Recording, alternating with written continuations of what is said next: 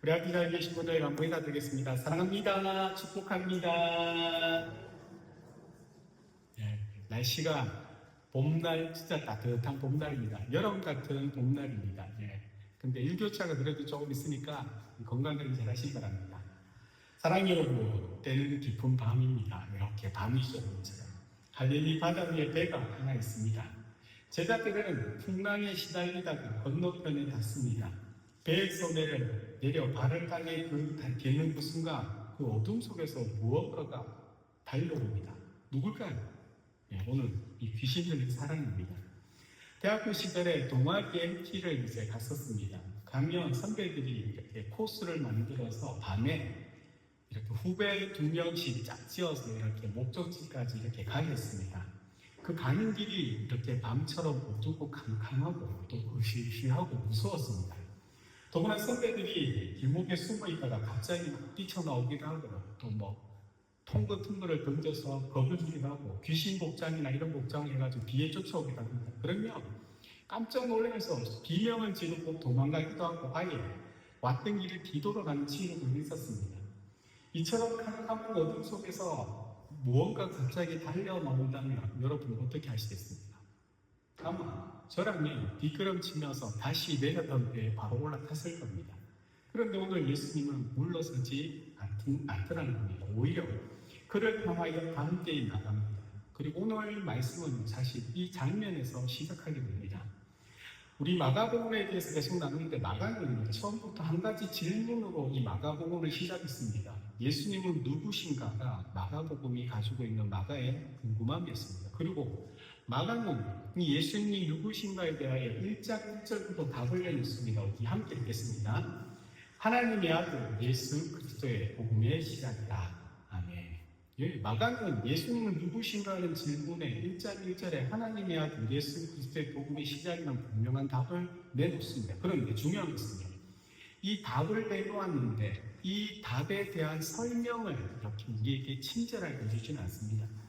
대신 예수님께서 행하셨던 사건들이죠. 예수님과 관련된 병자를 고치시고 또 가르치는 그 말씀을 통하여 마가는 예수님이 누구신가 하나님의 아들 예수 그리스도라는 사실을 그 사건과 가르침을 통하여 하나씩 답을 우리에게 드러냅니다. 그리고 나서 4장에서는 예수님은 이제 갈릴리 바다의 풍랑을 잠잠게 하시면서 이제는 아예 사람들이 상상할 수 없는 그 일들을 행하시면서 그 모습을 본 제자들이 두려움에 삽혀서 또 이런 물음을 던집니다. 우리 4장 41절 함께 읽겠습니다. 그들이 심히 두려워하여 서로 말하되 그가 누구이기에 바람과 바다도 순종하는가 하였더라. 아멘. 제자들도 정말 예수님께서 단순히 병자를 고치고 귀신을 쫓아내는 것이 아니라 바람과 풍랑을 잠잠케 하는 그 일을 통하여 그가 누구이기에 바람과 바다도 순종하는가라는 궁금함을 다시 가지게 됩니다. 바람과 바다뿐 아니라 오늘 이 본문에서 사람을 괴롭히고 그 한 영혼과 그 인생을 파괴하는 강력한 운명의 세력까지도 예수님 앞에 어떻게 합니까? 무릎을 꿇었다. 그렇다면 그분은 누구신가라는 것을 다시 한번 우리에게 소개하고자 합니다. 그 예수님께서 발걸음을 옮기신 것이 바로 거라사인 지방입니다. 이 거라사인 지방은요, 유대인의 땅이 아니라 이방인의 지역입니다. 그래서 갈릴리 바다 동쪽에 위치한 곳으로 그 헬라 시방의 문화가 깊이 뿌리 내린 데가볼리라는 지역입니다. 이 데가볼리는 한 10개의 도시가 뭉쳐있는 지역입니다. 그 지역에 속한 곳입니다. 그런데 이곳은요, 유대인들이 일반적으로 발걸음을 하지 않는 지역입니다. 왜 그럴까요?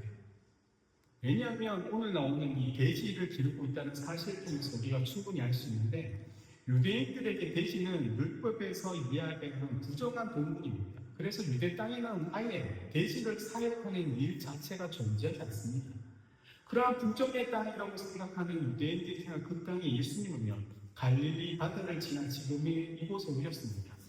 그런데 예수님께서는 이곳에 오지 않고 오히려 갈릴리 지역에 있는 것이 사람들이 많지만 그것은 익숙한 곳이고 편안한 곳이고 사람들에게 반영받는 곳이지 않습니까? 그런데 유대인으로서 꺼리끼는 그 땅, 사람들이 외면하는 그 땅에 일부러 발걸음을 옮기셨거든요. 왜요? 왜 그러셨을까요?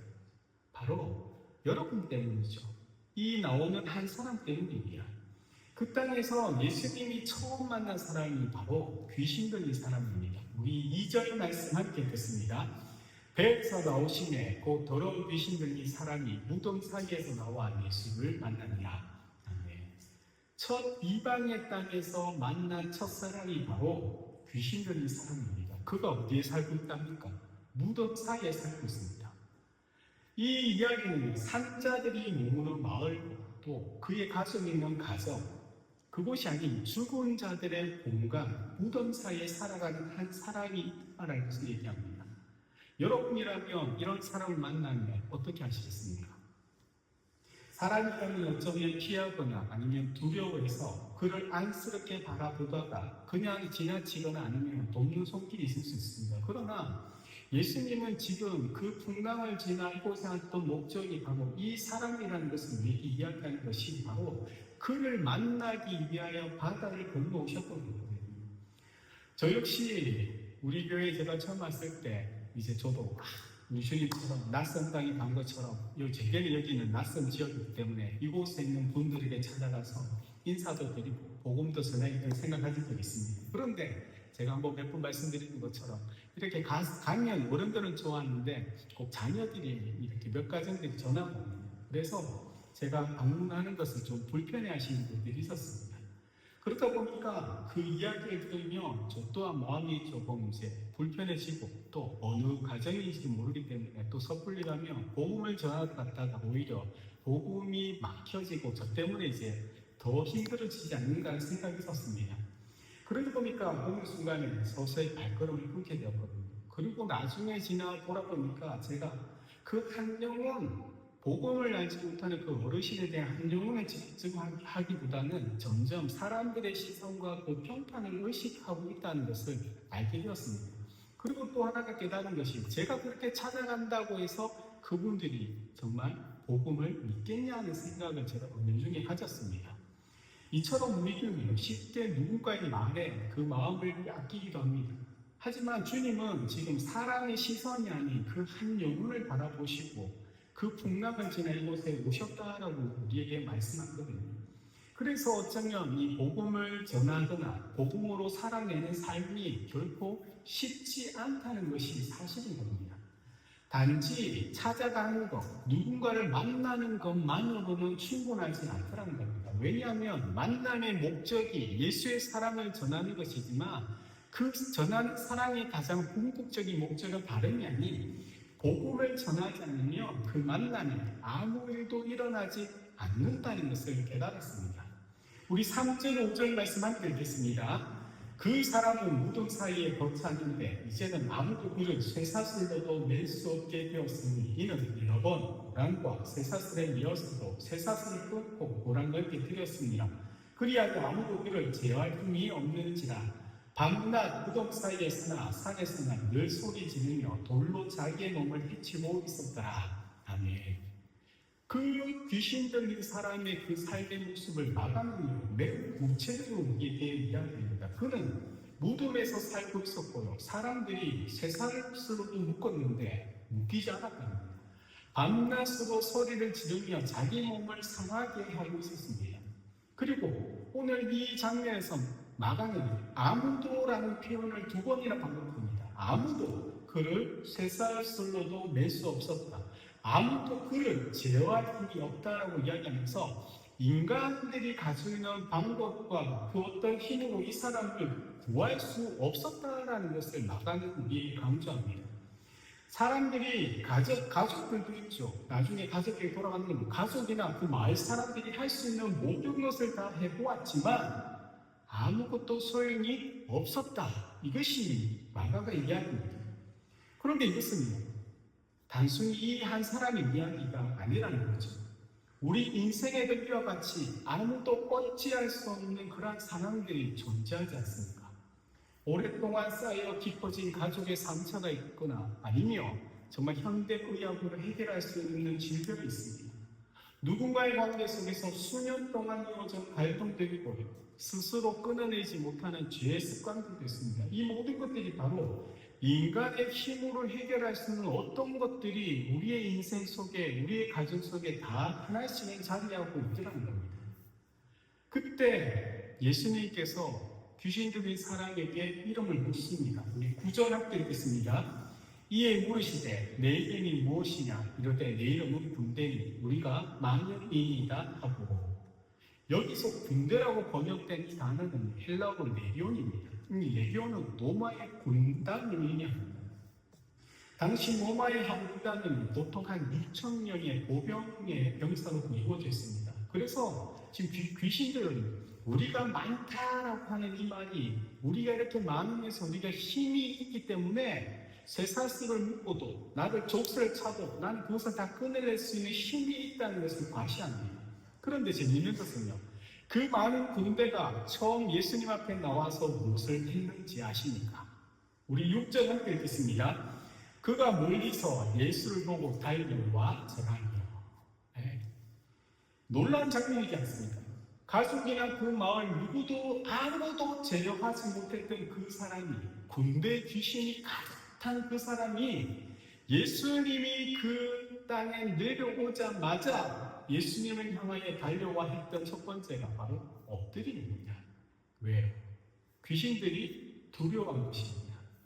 제자들은 그 사장에 그가 누구이기에 묻고 있는데 정작 귀신들은 예수님이 누군지 정확하게 알고 있는 겁니다. 여기서 우리가 깨닫게 되는 것은요, 우리의 연약함이나 나의 근심과 걱정, 나의 두려움이 예수님의 그 능력을 결코 제한하지 못하더라는 겁니다. 우리는 사람의 평판과 말 때문에 쉽게 움츠러들이고 전화 한 통화 때문에 가는 발걸음을 멈출 수 있는데, 정작 우리는 예수님을 닮아가지 않았기 때문이라고 저는 생각합니다. 제가 예수님을 닮고 예수님의 마음으로 그랬으면 어떤 주변의 방해와 어떤 주변의 전화나 그런 이야기일지라도 그것과 상관없이 하나님의 일하심을 신뢰하고 나가면 갈 수 있었거든요. 그런데 저 또한 그렇지 못했더라는 겁니다. 주님 앞에서는 그 어떤 것도 예 없을 때니까 무릎을 꿇습니다. 풍랑과 바람, 자연도 주님의 말씀에 순종하고 6천 명이나 되는 군대 귀신이 있는 이 한 영혼도 예수님 앞에 나와 무릎을 꿇습니다. 그래서 끊임없이 성경이 자신을 의지하지 말고 주님을 의지하라는 이 말씀의 의미를 다시 한번 오늘 본문을 통해 깨닫게 된다는 겁니다. 그래서 상황이나 반응에 흔들리지 않고 우리는 끊임없이 주님을 붙잡아야 되고, 우리의 삶의 모든 목적이 주를 증거하는 데 초점이 맞추면요, 정말 우리는요 두려워하지 않을 수 있는 존재입니다. 귀신들이 예수님 앞에 나와서 엎드려서 하는 이야기가 뭡니까? 예수님은 본문에 그에게서 나오라, 귀신들이 나오라고 했거든요. 그래서 그들이 예수님 앞에 나와서 강구하는 것이 바로 이것입니다. 13절 함께 읽겠습니다. 허락하실 때 더러운 귀신들이 나와서 돼지에게로 들어가매 거의 2,000마리 되는 때가 바다를 향하여 비탈로 내리다가 바다에서 몰사하거늘. 예수님께서 무엇을 허락하십니까? 이 귀신들이 예수님께서 그 사람에게 나오라는 말에 우리를 돼지에게로 보내달라는 그 요청을 예수님께서 허락했다 합니다. 그러자 2,000마리나 되는 돼지떼가 비탈로 따라 내려가 어디로 돌아갑니까? 바다로 내려가 결국 그곳에 빠져 죽게 되었다 합니다. 그런데 이 장면은 단순히 이 돼지들이 비탈로 내려가 바다로 돌진하는 그 이상의 의미가 있습니다. 왜냐하면 예수님께서 이 고라사 지방에 올 때 지나왔던 길이 바로 바다입니다. 바다는 예수님께서 고라사로 온 그 길을 가로막았던 그 바다입니다. 주님께서 그래서 인격이 있는 존재에게 이야기하는 것처럼 꾸짖으셨습니다. 꾸짖어서 잠잠하라고 말씀하셨습니다.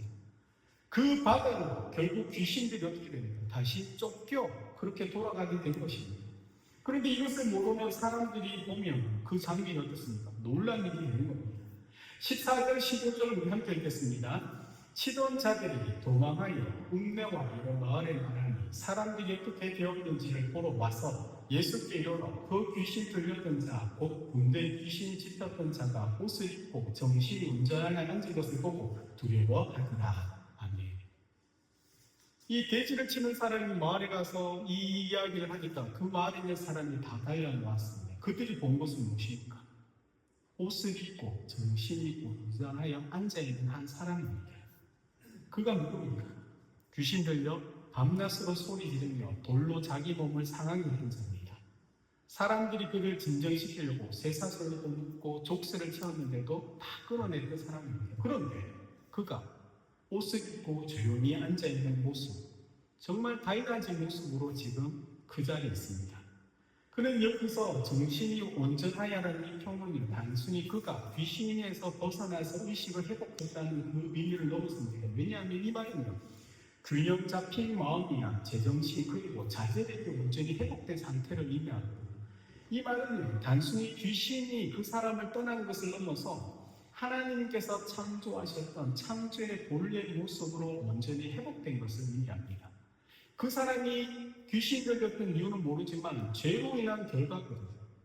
예수님께서 귀신에게 나오라고 했던 그 말씀으로 인하여 그가 온전하였던 건요, 하나님께서 창조하셨던 본래의 온전한 모습, 바로 깨어졌던 하나님의 관계가 회복되어진 모습으로 지금 그 자리에 앉아있는 겁니다. 우리는 이것을 구원이라고 이야기합니다.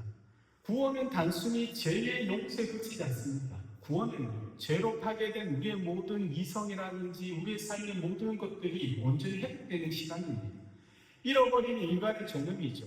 우리가 세상적으로 보여지는 그 보여지는 모습이나 능력과 그가 가진 것으로 그가 지혜로 그를 판단하는 것이 아니고 바로 하나님 안에서 그가 어떠한 존재인지를 발견하는 것입니다. 무덤에 살던 사람이 예수님을 만나 예수님과 함께 있음으로 어떻게 됩니까? 그가 다시 집으로 돌아갑니다. 이 장면은 이방인이 처음으로 하나님의 사랑을 경험하는 이 시간입니다. 이것이 성경이 우리에게 말하고자 하는 참된 샬롬이고 평화의 시간입니다. 그런데 우리 또한 이 사람과 다르지 않지 않습니다. 우리 또한 허물과 죄 가운데 살았는데 스스로 우리를 구원할 수 없는 우리에게 주님은 하늘 보좌를 내려 우리를 찾아오셨습니다. 바울은 에베소서 2장 4절 5절에서 이렇게 이야기합니다. 함께 읽겠습니다. 긍휼히 풍성하신 하나님이 우리를 사랑하신 그 큰 사랑을 인하여 허물로 죽은 우리를 그리스도와 함께 살리셨고 너희도 은혜로 구원을 받은 것이라. 아멘. 우리도 동일하게 허물 가운데 죽은 자들인데 그리스도께서 우리를 살리셨고, 그래서 이것은 은혜로 구원을 받았다라고 바울이 이야기한 겁니다. 우리도 예수님께서 바다를 건너 찾아와 주신 사람들입니다. 그 주님이 우리에게 찾아오는 그 밤이하던 어둠의 세력을 이기셔서 우리를 무덤이 아닌 집으로, 어둠이 아닌 빛으로, 죽음이 아닌 생명으로 우리를 이끌어 주셨습니다. 그런데 놀랍게도 이 온전하게 된 사람을 본 그 주변의 사람들의 반응은 기쁨이 아니더라는 겁니다. 우리 17절 함께 읽겠습니다. 그들이 예수께 그 지방에서 떠나시기를 강구하더라. 아멘. 왜 마을 사람들이 온전하게 된 그 사람을 보며 예수님께 그 지방에서 우리를 떠나기를 강구했을까요? 분명히 돼지치던 사람들이 마을로 달려가 이 일을 알렸습니다. 그리고 사람들은 그 모습을 직접 확인하려고 나왔습니다. 그들의 눈앞에는 귀신 들렸던 사람이 옷을 다 찢고 자기의 몸을 헤아린 사람이 옷을 입고 정신이 온전하게 앉아있는 모습을 봅니다. 분명 기뻐하고 즐거워하고 놀라워해야 할 장면인데 그들의 반응은 전혀 다르더라는 겁니다. 오히려 두려움에 잡혀서 예수님께 이 지방에서 우리를 떠나달라고 요청합니다. 왜 이런 반응을 보이겠습니까? 여러 이유가 있겠죠. 2,000마리의 돼지떼를 잃은 경제적 손실이죠. 이것은 오늘날 우리의 돈으로 한 사람이 거의 수억에서 수십억 정도가 될 겁니다. 그리고 자신들의 위기를 넘어서는 능력에 대한 두려움도 있을 겁니다. 그런데 성경에서 우리에게 이야기하고 있는 그 더 근본적인 이유는요, 예수님이 계속 우리 가운데 함께 한다면 어떻게 되겠습니까? 우리 또한 저 사람처럼 변화될 수밖에 없다는 그런 두려움이 그들에게 있었던 겁니다. 사람들은 이상하게도 아무리 나쁜 상황에 처해도 익숙해지면 어떻게 됩니까? 그것에 안주하는 겁니다. 귀신 들린 사람이 무덤 사이에서 소리를 지르는 모습은 분명 비정상적이고 두려운 일이지만 그들에게는 이미 이 사랑이 하는 것은 익숙한 사랑입니다. 그래서 예수님께서 가져오신 그 변화가 이들이 보기에는 너무 크고 역치가 있었기 때문에 자신들의 통제받기 때문에 결국 그들은 어떻게 합니까? 변화되기를 원하지 않기 때문에 그 변화를 일으키는 예수님을 떠나보는 일을 선택하는 겁니다. 사람들은 아무리 나쁜 상황이든 익숙해지면 그것을 지키려고 하지 않습니다. 제가 마을 어르신들을 찾아가는 이유예요. 사실은요, 그 자녀들은 관심이 잘 없습니다. 정작 자신들의 익숙한 그 삶의 그 상황과 패턴에 낯선 누군가가 끼어드는 것이 그들의 입장에서는 불편했기 때문입니다. 왜냐하면요, 제가 찾아갔을 때 어른들은 엄청 좋아하시거든요. 그런데 정작 부모님이 좋아하시는 것과 상관없이 낯선 제가 부모님 집에 왔다는 것들이 자녀 입장에서는 불편하기 때문에 혹여나라는 생각 때문에 친절하게 이야기하지만 결국에는 오지 말라는 이야기인 겁니다. 이처럼 복음을 듣고도요, 예수님의 능력을 보면서도 우리 곁에는요, 우리 삶에서 떠나달라고 이야기하는 이들이 여전히 있습니다. 왜? 예전에는 예수님이 주시는 그 평안과 은혜, 무엇과를 내가 의지할 수 없는 것들 중에 의지할 수 있는 주님이라는 것을 붙잡고 살아갔다면요, 지금은요, 주님이 아니었더라도 우리 삶 속에 우리의 힘으로 살아갈 수 있는 것들이 너무나 많이 있습니다. 그런데 예수님을 이야기하고 죄를 지적하게 되면요, 그로 인하여 내가 익숙해졌던 우리의 삶이 깨어지고 변화가 두렵기 때문에 우리는요, 예수님을 온전히 붙잡고 믿음 가운데 나가지 않더라는 겁니다. 18절, 19절 우리 함께 읽겠습니다. 예수께서 배에 오르실 때 귀신 들렸던 사람이 함께 있기를 경고하였으나 허락하지 않으시고 그에게 이르시되 집으로 돌아가 주께서 내게 어떻게 큰 일을 행하사 너를 불쌍히 여기신 것을 내 가족에게 하리라 하시니, 마을 사람들은 예수님을 따라달라고 하는데 정작 이 치유된 사람은 예수님을 따라가게 달라고 광고합니다. 너무나 자연스럽지 않습니다. 가족도 마을의 공동체로 나를 포기했는데, 그런데 낯선 유대인 한 사람이 나를 찾아와서 나의 삶을 완전히 바꾸어 주신 그 예수님을 따라가고 싶어하는 것은 당연한 마음일 겁니다. 그런데 예수님은 그의 요청을 허락하지 않습니다. 오히려 대신 이렇게 말씀합니다. 집으로 돌아가라.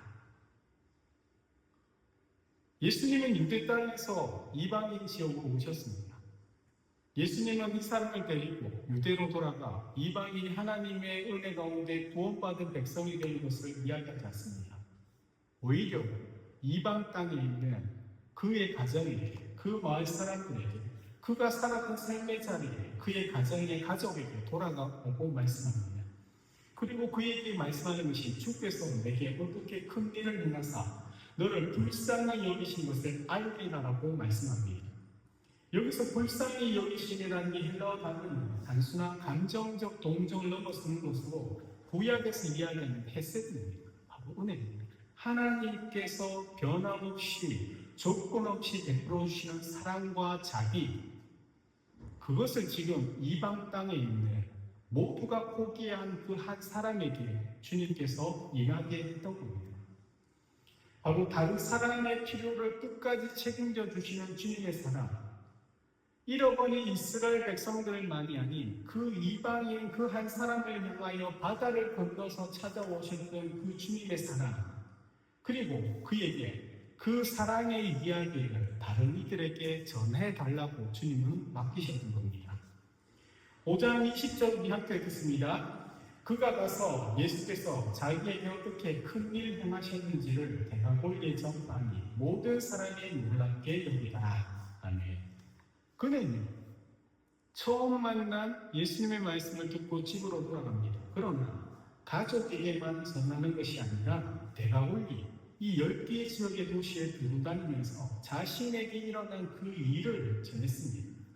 그 결과로 모든 사람이 놀랍게 여겼다라고 합니다. 이 사람은 어제까지 무덤에 살던 사람입니다. 쇠사슬에 묶여있던 사람이고 아무도 가까이 하지 않던 사람입니다. 그는 예수의 말씀처럼 자신에게 일어난 일을 전하기 위하여 훈련이나 교육을 받지 않았습니다. 뛰어난 언변을 가진 사람도 아니었습니다. 그러나 그에게 있는 것은 단 하나입니다. 예수님께서 내게 이런 큰 일을 하셨습니다. 나를 불쌍히 여기셨습니다. 이 한 가지 이야기가 데가골리에 있는 도시 그들을 놀라게 합니다. 증인은 다른 이야기를 하는 것이 아닌 겁니다. 증인은 내 삶 속에 일어난 일을 이야기하는 사람이 바로 증인일 겁니다.